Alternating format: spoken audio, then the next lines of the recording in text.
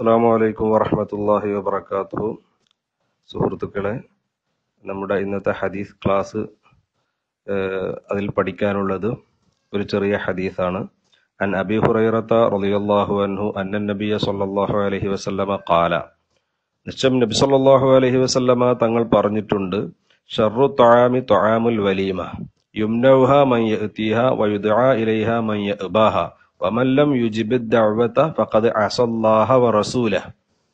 ഷർറു ത്വആമി, ഏറ്റവും ഷർറായ ഭക്ഷണം, അത് ത്വആമുൽ വലീമ, ചില സദ്യകളിലെ ഭക്ഷണമാണ്, സദ്യയുടെ ഭക്ഷണമാണ്. വിവാഹ സദ്യയും അല്ലാത്ത സദ്യകളും. എങ്ങനെയുള്ള സദ്യയാണ്? യുംനൗഹ മൻ യഅതിഹ, സദ്യയിലേക്ക് വരുന്നവരെ അത് തടയപ്പെടും. എന്ന് പറഞ്ഞാൽ സദ്യയിലേക്ക് വരാൻ സാധ്യതയുള്ളവരെ അതിലേക്ക് വിളിക്കില്ല. വയുദ്ആ ഇലൈഹ മൻ യഅബാഹ, സദ്യയിൽ പങ്കെടുക്കാതെ മാറി നിൽക്കുന്നവർ അതിലേക്ക് ക്ഷണിക്കപ്പെടുകയും ചെയ്യും. അതിന്റെ താല്പര്യം മറ്റൊരു ഹദീസിൽ വിശദീകരിച്ചിട്ടുണ്ട്. യുദ്ആ ഇലൈഹൽ അഗ്നിയാഉ വയുത്റകുൽ ഫുഖറാഉ, മുതലാളിമാരെ, വലിയ വലിയ പണക്കാരെ സദ്യയിലേക്ക് ക്ഷണിക്കും, പാവങ്ങളെ, ഫക്കീറുമാരെ സദ്യക്ക് ക്ഷണിക്കാതെ അകറ്റി നിർത്തുകയും ചെയ്യും. സാധാരണഗതിയിൽ പണക്കാർക്കാണല്ലോ, അവർക്ക് എത്രയും ഫുഡ് കിട്ടും. അതുകൊണ്ട് തന്നെ വലിയ സദ്യകളൊന്നും, വലിയ കല്യാണ സദ്യകളും മറ്റുമൊക്കെ വിളിച്ചാൽ അതിനൊരു മൈൻഡ് ചെയ്യാൻ സാധ്യത കുറവാണ്. സാധാരണക്കാർക്ക് ഒരു ചെറിയ സദ്യ കിട്ടിയാൽ അവർ അന്നത്തെ ഭക്ഷണം റാഹത്താകുമെന്ന സന്തോഷത്തോടെ അവർ ബിസ്മിയും ചൊല്ലി സന്തോഷത്തോടെ വന്ന് കഴിച്ചു പോകും. അപ്പൊ ഈ നിലക്ക് സാധാരണക്കാരെ ക്ഷണിക്കാതിരുന്നാൽ, ആഗ്രഹമുള്ള ആളുകളായ സാധാരണക്കാരെ, ഫക്കീറുമാരെ ക്ഷണിക്കാതിരുന്നാൽ, മുതലാളിമാരെ മാത്രം ക്ഷണിച്ച് വിളിച്ചു വരുത്തി നടത്തുന്ന സദ്യ, ആ സദ്യയുടെ ഭക്ഷണമാണ് ഏറ്റവും ഷർറായ ഭക്ഷണം. അപ്പോ നമ്മൾ കല്യാണ സദ്യ നടത്തുമ്പോഴും വിവാഹ സദ്യ നടത്തുമ്പോഴും അല്ലാത്ത സദ്യകൾ, സൽക്കാരങ്ങളും മറ്റുമൊക്കെ നടത്തുമ്പോഴും നമ്മൾ ശ്രദ്ധിക്കേണ്ടത്, അതിൽ നിന്ന് പണക്കാരെ മാത്രം വിളിച്ച് സാധാരണക്കാരെ മാറ്റിവെക്കുന്ന, അതായത് ഫക്കീറുമാരെ മാറ്റിവെക്കുന്ന ഒരു സാഹചര്യം ഒരിക്കലും ഉണ്ടാകാൻ പാടില്ല. പിന്നെ ചില സൽക്കാരങ്ങളിൽ പ്രത്യേകം ചില എണ്ണപ്പെട്ട വ്യക്തികൾ മാത്രം പങ്കെടുക്കേണ്ട പരിപാടികൾ ഉണ്ടാവും. അതിൽ പാവങ്ങളെയും എല്ലാവരും ഉൾപ്പെടുന്നതാണെങ്കിൽ അങ്ങനെ വിളിക്കുക. പണക്കാർ മാത്രം ഉള്ള ആളുകൾ, ചില കുടുംബാംഗങ്ങൾക്ക് വേണ്ടി മാത്രം നടത്തുന്ന പരിപാടി, അല്ലെങ്കിൽ ചില സ്ഥാപനത്തിലെ ജോലിക്കാർ, അപ്പൊ ആ ജോലിക്കാർ മുഴുവൻ പണക്കാരാണെങ്കിൽ അതിന് കുഴപ്പമില്ല. സാധാരണ എല്ലാവരും വിളിക്കേണ്ട പരിപാടികളിൽ നിന്ന് പണക്കാരെ മാത്രം വിളിച്ച് ഫക്കീറുമാരെ മാറ്റിവെക്കുന്നതാണ് ഒരിക്കലും അഭികാമ്യമല്ലാത്തത്. അപ്പോ സദ്യകൾ നടത്തുമ്പോ, സൽക്കാരം നടത്തുമ്പോ വിവേചനമില്ലാതെ എല്ലാവരെയും ക്ഷണിക്കണം എന്നതാണ് ഈ ഹദീസിന്റെ പാഠം. വമല്ലം യുജിബിദ് ദഅവത ഫഖദ് അസല്ലാഹ വറസൂല. ഇനി വിവാഹ സദ്യക്കും മറ്റുമൊക്കെ ക്ഷണിച്ചാൽ ആ ക്ഷണം സ്വീകരിച്ച് അങ്ങോട്ട് പോയിട്ടില്ലെങ്കിൽ അവൻ അള്ളാഹുവിനും റസൂലിനും എതിര് പ്രവർത്തിച്ചവനാണ്, മഅസിയത്ത് ചെയ്തവനാണ്. അപ്പോ നമ്മെ സൽക്കാരത്തിന് ക്ഷണിക്കുമ്പോൾ ആ ക്ഷണം സ്വീകരിച്ച് ചെല്ലൽ അനിവാര്യമാണ്. ക്ഷണം സ്വീകരിച്ച് ചെല്ലാതിരുന്നാൽ അത് അള്ളാഹുവിനും റസൂലിനും എതിര് പ്രവർത്തിക്കലാണ്, വലിയ തെറ്റാണ് എന്നാണ് ഈ ഹദീസിൽ നിന്ന് നമ്മെ പഠിപ്പിക്കുന്നത്. ആകയാൽ സദ്യക്ക് ക്ഷണിക്കുമ്പോൾ ശ്രദ്ധിക്കേണ്ട കാര്യമുണ്ട്. അതേപോലെ ക്ഷണിച്ചാൽ ആ ക്ഷണം സ്വീകരിച്ച് ചെല്ലേണ്ടതുമുണ്ട്. ഇനി അഥവാ നമുക്ക് തീരെ പങ്കെടുക്കാൻ പറ്റാത്ത സാഹചര്യമാണ് ഉള്ളത് എങ്കിൽ അത് നേരത്തെ പറഞ്ഞ് ബോധ്യപ്പെടുത്തണം. അല്ലാതെ ഞാൻ വരാം എന്ന് പറഞ്ഞിട്ട് ആ സമയത്ത് പോകാതിരിക്കുന്നത് ഒരിക്കലും ശരിയല്ലെന്ന് മാത്രമല്ല, അത് അള്ളാഹുവിനോടും റസൂലിനോടും കാണിക്കുന്ന തെറ്റാണ്, ധിക്കാരമാണ്, അല്ലെങ്കിൽ ഒരു മഅസിയത്താണ്, ദോഷമാണെന്നാണ് നബി സല്ലല്ലാഹു അലൈഹി വസല്ലമ തങ്ങൾ പഠിപ്പിക്കുന്നത്. അതുകൊണ്ട് നമ്മുടെ ജീവിതത്തിൽ ഇത്തരം കാര്യങ്ങൾ പരിഗണിച്ചുകൊണ്ട് കല്യാണ സദ്യയും മറ്റും നടത്തുമ്പോൾ വിളിക്കേണ്ടവരെ വിളിക്കാനും, അത് ആരെങ്കിലും നമ്മെ ക്ഷണിച്ചാൽ അതിൽ കൃത്യമായി പങ്കെടുക്കാനും അല്ലാഹു തആല നമുക്ക് തൗഫീഖ് നൽകുമാറാവട്ടെ. ആമീൻ ബിറഹ്മതിക യാ അർഹമർ റഹീമീൻ. അസ്സലാമു അലൈക്കും വറഹ്മത്തുള്ളാഹി വബറകാതുഹു. ഹദീസ് ക്ലാസ്സിൽ ഇന്ന് നമുക്ക് പഠിക്കാനുള്ളത് ബഹുമാനപ്പെട്ട ഇമാം മുസ്ലിം റളിയല്ലാഹു തആല അൻഹു റിപ്പോർട്ട് ചെയ്തൊരു ചെറിയ ഹദീസാണ്. നബി സല്ലല്ലാഹു അലൈഹി വസല്ലമ തങ്ങൾ പറയുകയാണ്, സലാസത്തുൻ ലാ യുകല്ലിമുഹുമുല്ലാഹു യൗമൽ ഖിയാമത്തി അൽ മന്നാനു അല്ലദീ ലാ യുഅതി ശൈഅൻ ഇല്ലാ മന്ന വൽ മുനഫിഖു സിൽഅതഹു ബിൽ ഹൽഫിൽ ഫാജിർ വൽ മുസ്ബിലു ഇസാറ. സലാസത്തുൻ ലാ യുകല്ലിമുഹുമുല്ലാഹു യൗമൽ ഖിയാമത്തി, 3 വിഭാഗം ആളുകളോട് അല്ലാഹു തആല ഖിയാമത്ത് നാളിൽ സംസാരിക്കില്ല, അവരോട് തൃപ്തി കാണിക്കില്ല എന്നർത്ഥം. ഒന്ന്, അൽ മന്നാൻ, കൊടുത്തത് എടുത്ത് വിളിച്ചു പറയുന്നവൻ. ചെലവഴിച്ച് ഒരുപാട് സ്വതക്കകളും മറ്റുമൊക്കെ കൊടുക്കുന്നവനായിരിക്കാം, പക്ഷെ അതൊക്കെയും എടുത്ത് വിളിച്ചു പറയുന്നവൻ. ഞാൻ അവിടെ അത് ചെയ്തിട്ടുണ്ട്, ഇവിടെ ഇന്നയാൾക്ക് ഇത്ര കൊടുത്തിട്ടുണ്ട് എന്നൊക്കെ എടുത്ത് വിളിച്ചു പറയുന്നവൻ. അല്ലദീ ലാ യുഅ്തി ശൈഅൻ ഇല്ലാ മന്ന. ആ മന്നാന്റെ വിശേഷണം പറയാൻ, അവൻ എന്തു കൊടുത്താലും അത് എടുത്ത് പറഞ്ഞിരിക്കും. അങ്ങനത്തെ മനുഷ്യൻ.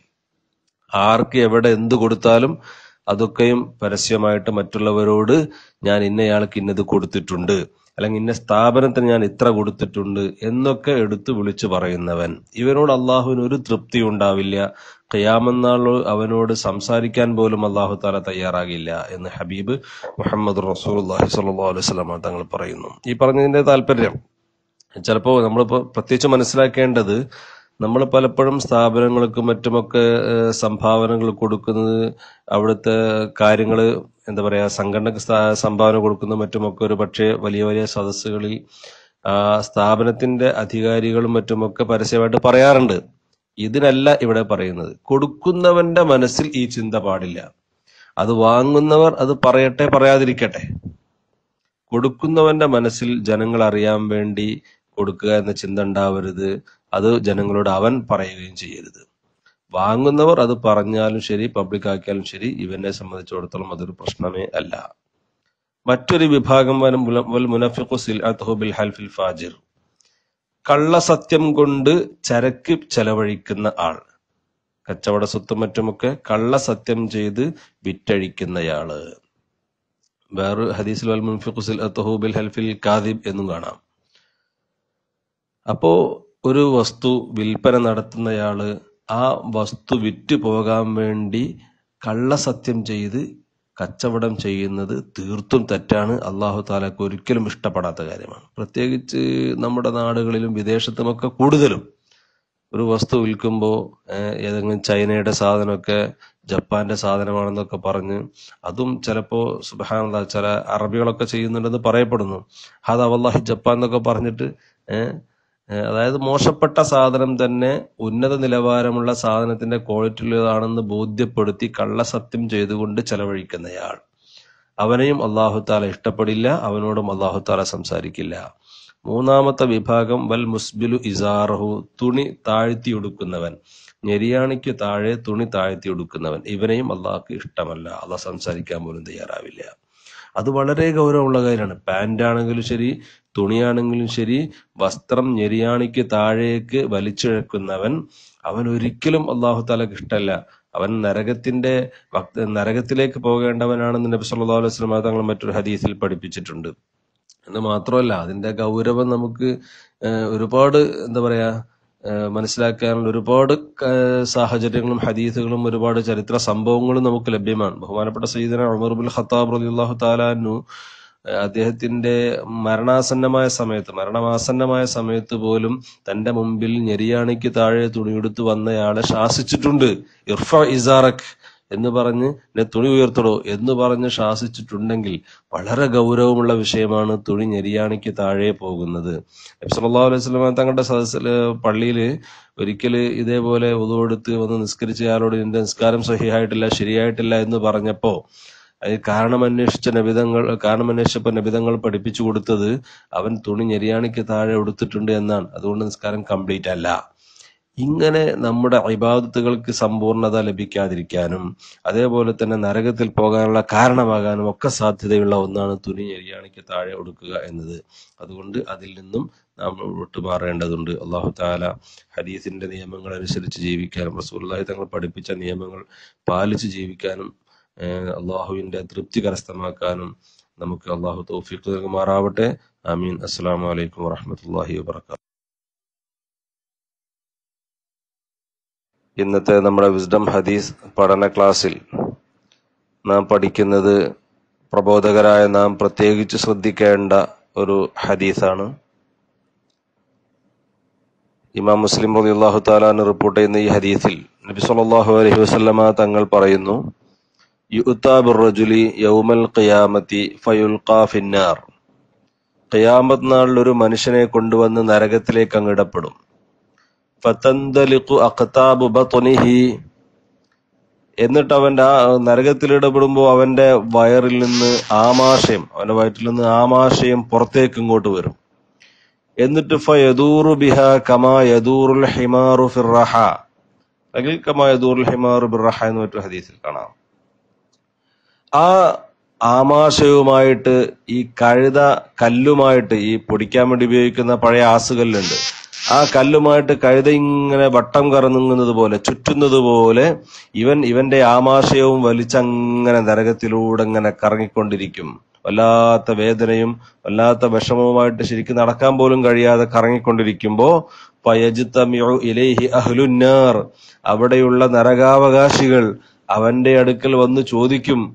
ഫയഖൂലൂൻ, അവര് ചോദിക്കും, യാ ഫുലാൻ, അല്ല മനുഷ്യ, മാലക്, നിങ്ങൾക്ക് എന്തു പറ്റി?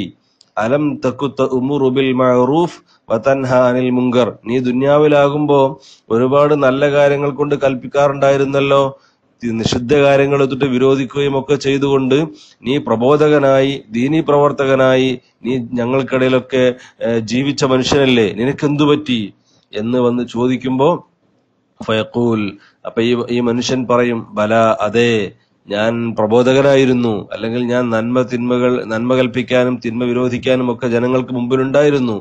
പക്ഷേ ബലാ കുന്തു ആമുറു ബിൽ മഅറൂഫി വല ആതിഹി, കുന്തു ആമുറു ബിൽ മഅറൂഫ്, ഞാൻ നല്ല കാര്യങ്ങൾ കൊണ്ട് കൽപ്പിക്കാറുണ്ടായിരുന്നു, പക്ഷേ വല ആതിഹി, ഞാൻ അതെന്റെ ജീവിതത്തിൽ കൊണ്ടുവരാറില്ല. വ അൻഹാനിൽ മുങ്കരി, ഞാൻ നിഷിദ്ധ കാര്യങ്ങളെ തൊട്ട് വിരോധിക്കാറുണ്ട്, പക്ഷേ വ ആതിഹി, എന്റെ ജീവിതത്തിൽ ഞാൻ അത് കൊണ്ടുവരാറുണ്ട്. ആകയാൽ നമ്മൾ ജനങ്ങളോട് ചെയ്യരുത് എന്ന് പറയുന്ന കാര്യങ്ങൾ നമ്മുടെ ജീവിതത്തിൽ നമ്മൾ ചെയ്യുകയും ജനങ്ങളോട് ചെയ്യാൻ വേണ്ടി കൽപ്പിക്കുന്ന കാര്യങ്ങൾ നമ്മുടെ ജീവിതത്തിൽ നമ്മൾ പകർത്താതിരിക്കുകയും ചെയ്യുമ്പോൾ നമ്മെ കാത്തിരിക്കുന്നത് വലിയ ദുരന്തമാണ്. ആഖിറത്തിൽ വലിയ ശിക്ഷകൾ നമ്മെ കാത്തിരിക്കുന്നുണ്ട്. ഈ ഹദീസ് വിശദീകരിക്കുമ്പോ എന്നാ പിന്നെ നമ്മൾക്ക് ഇപ്പൊ പറയുന്നെല്ലാം കൂടെ ചെയ്യാൻ കഴിയില്ലല്ലോ, അതുകൊണ്ട് നമ്മൾ പറയാതെ തന്നെ പോകണ്ട, പ്രബോധനത്തിന് പോകണ്ട, ദീനീ പ്രബോധനം നിൽക്കണ്ട എന്ന് ചിന്തിക്കാൻ പാടില്ലെന്ന് പണ്ഡിതന്മാര് പ്രത്യേകം പറഞ്ഞത് കാണാം. നമ്മള് കൽപ്പിക്കണം, കൽപ്പിക്കുമ്പോഴാണ് നമുക്ക് ഇത് എന്റെ ജീവിതത്തിലും പകർത്തണമല്ലോ എന്ന ചിന്ത വരുന്നത്. അതുകൊണ്ട് ജനങ്ങളോട് നന്മ കൽപ്പിക്കാൻ വേണ്ടി നമ്മൾ ഇറങ്ങിയേ പറ്റൂ. ആ ഇറങ്ങുമ്പോ നമ്മൾ ആ പറയുന്ന മുഴുവൻ ജീവിതത്തിൽ പകർത്താനുള്ള ഒരു ആവേശവും ജീവിതത്തിൽ പകർത്താനുള്ള ഒരു സന്മനസ്സും നമ്മൾ കാണിക്കണം. ഇവിടെയാണ് ഒരു പ്രബോധകന്റെ മനസ്സ് ഉണരേണ്ടത്. ഇതിൽ നിന്ന് മാറി നിൽക്കലല്ല വേണ്ടത്. പ്രബോധനം എന്നത്, സംഘടനാ പ്രവർത്തനം എന്നതൊക്കെ ഫർദ് കിഫായാണ്, അത് നിർബന്ധമാണ്, നമ്മളെല്ലാവരും ചെയ്യേണ്ടത് തന്നെയാണ്. ആ ചെയ്യുന്ന കാര്യങ്ങൾ നമ്മുടെ ജീവിതത്തിൽ കൂടി പകർത്താൻ നമ്മൾ ശ്രദ്ധിക്കണം. നമ്മളത് നമ്മുടെ ജീവിതത്തിന്റെ ഭാഗമായിട്ട് കൊണ്ടുവരാൻ ശ്രമിക്കണം. അല്ലാഹു തആല നമുക്കെല്ലാവർക്കും കൃത്യമായി പറയുന്ന കാര്യങ്ങളൊക്കെയും ജീവിതത്തിൽ പകർത്തി